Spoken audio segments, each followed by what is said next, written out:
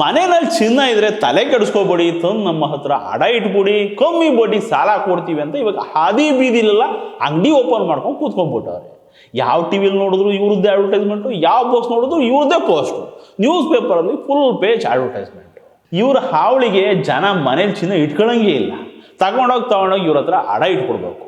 ಹಿಂಗೆ ಅಡ ಇಟ್ಟಿದ್ದ ಚಿನ್ನ ಸ್ಟಾರ್ ಗೋಲ್ಡ್ ಕಂಪ್ನಿ ಓನರು ಯೋಗೀಶ ಅನ್ನೋನು ಕರ್ಗಿಸ್ಬಿಟ್ಟು ಮಾರ್ಕೊಂಡು ತಿಂದು ತಲೆ ತಪ್ಪಿಸ್ಕೊಂಡು ಓಡಾಡ್ತಿದ್ದ. ಇವಾಗ ಪೊಲೀಸರು ಅವನನ್ನು ಅರೆಸ್ಟ್ ಮಾಡಿ ಜೈಲಿಗೆ ಕಳ್ತಾರೆ.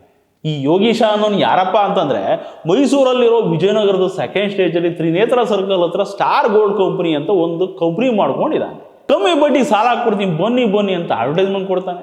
ಚಿನ್ನ ತಂದು ಅಡ ಇಟ್ಬಿಡಿ ಅಂತ ಹೇಳ್ಕೊಂಡು ಕೂತ್ಕೊಂಡಿದ್ದಾನೆ. ಕಮ್ಮಿ ಬಡ್ಡಿ ಅಲ್ವಾ ಅಂತ ಜನನೂ ತಗೊಂಡೋಗಿ ಅಡ ಮಡ್ಗವ್ರೆ. ಒಂದಷ್ಟು ದಿನ ಆದಮೇಲೆ ದುಡ್ಡು ಹಂಚ್ಕೊಂಡು ಅಡ ಇಟ್ಟಿರೋ ಬಿಡಿಸ್ಕೊಳ್ಳೋಣ ಅಂತ ಹೋದರೆ ಎಲ್ಲ ಈ ಚಿನ್ನ ಎಲ್ಲ ಕರಗಿಸಿ ಮಾರ್ಕೊಂಡ್ಬಿಟ್ಟವನೆ ಈ ಐನಾತಿ ಯೋಗೀಶ. ಅಯ್ಯೋ ಪಾತವನೆ, ನಂಬಿಕೆ ಮೇಲೆ ಅಡ ಇಟ್ಟರೆ ಹಿಂಗ ಮಾಡೋದು.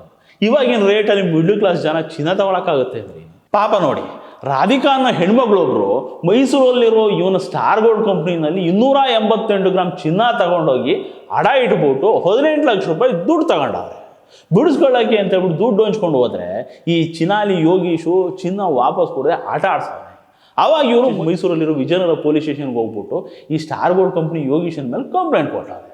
ಅತ್ಲಾಗ ಕಂಪ್ಲೇಂಟ್ ಆಗ್ತಿದ್ದಂಗೆ ಇತ್ಲಾಗ ಈ ಚಿನಾಲಿ ಎಸ್ಕೇಪ್. ನಮ್ಮ ಜನ ಬ್ಯಾಂಕಿಗೆ ಹೋಗಿ ಅಡ ಇಟ್ಟರು ಆಗುತ್ತೆ, ಅದನ್ನು ಬಿಟ್ಟು ಇಂಥ ಚಿಣ್ಮಿಣಿಕಿ ಕಂಪ್ನಿಗಳನ್ನ ನಂಬ್ಕೊಂಡೋದ್ರೆ ಹಿಂದೇನಾಗುತ್ತೆ ಹೇಳಿ.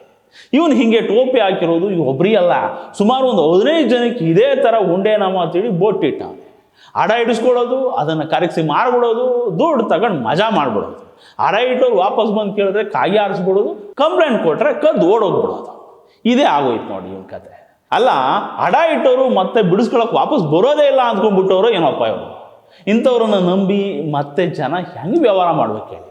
ಮೊದಲು ಇಂಥ ಫ್ರಾಡ್ ಕಂಪ್ನಿಗಳನ್ನ ಕ್ಲೋಸ್ ಮಾಡಿಸ್ಕೊಡ್ಬೇಕು, ಜನ ಹುಷಾರಾಗಬೇಕು, ಇಂಥವ್ರನ್ನ ಉಗಿದು ದೂರ ಇಡಬೇಕು. ಇಲ್ಲ ಅಂದರೆ ಇವಾಗ ಮೈಸೂರು ಪೊಲೀಸರು ಇವನನ್ನ ಹಿಡ್ಕೊಂಡು ಜೈಲಿಗೆ ಬಿಟ್ಟವ್ರೆ. ಒಂದು ವಾರದಲ್ಲಿ ಬೇಲ್ ತಗೊಂಡು ಹೊರಗೆ ಬರ್ತಾನೆ, ಅಂಗಡಿ ಕಂಪ್ನಿ ಎಲ್ಲ ಅಲ್ಲೇ ಇದ್ದಾವೆ. ಮತ್ತೆ ಅಡ್ವರ್ಟೈಸ್ಮೆಂಟ್ ಕೊಡ್ತಾನೆ, ಪೋಸ್ಟ್ ಹೊಡಿಸ್ತಾನೆ, ಕಮ್ಮಿ ಬಡ್ಡಿ ಬನ್ನಿ ಅಂತಾನೆ. ನಮ್ಮ ಜನ ಮತ್ತೆ ತಗೊಂಡು ಇವನಿಗೆ ಚಿನ್ನ ಕೊಡ್ತಾರೆ. ಇನ್ಯಾವಾಗಲೂ ಒಂದು ಕೇಸ್ ಆದ ಮತ್ತೆ ಜೈಲಿಗೆ ಹೋಗ್ತಾನೆ, ವಾಪಸ್ ಬರ್ತಾನೆ. ಇದ್ರ ಬಗ್ಗೆ ನಾನು ಮತ್ತೆ ಒಂದು ಸ್ಟೋರಿ ಮಾಡ್ತೀನಿ ಅಷ್ಟೇ.